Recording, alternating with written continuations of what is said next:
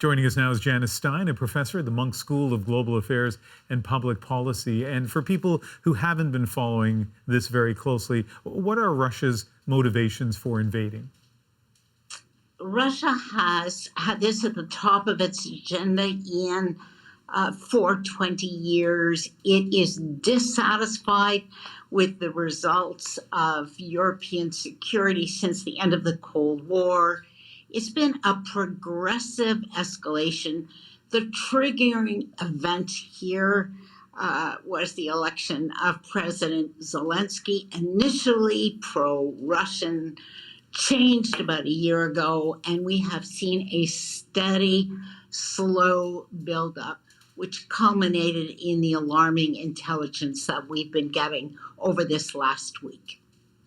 We heard the British Prime Minister Boris Johnson saying this could be the biggest war in Europe since 1945. What's your view on that?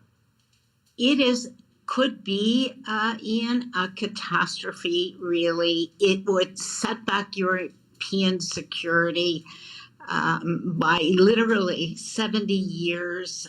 We could see thousands of casualties, military casualties, but civilian as well, even more, shattering for Ukraine, but also, and here's the puzzle, so damaging for Russia, which will be cut off from the West, and with really serious economic consequences for all the NATO allies, different for each, but nevertheless major.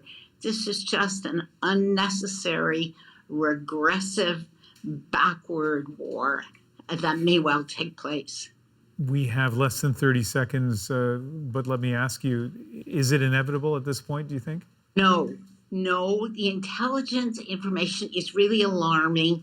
The U.S. has shared, but we can verify it through open source intelligence, but Russia may still be upping the pressure to get a major concession from Ukraine that will effectively prevent Ukraine from ever joining NATO or the European Union. We are in the very last stage of talks over the next few days.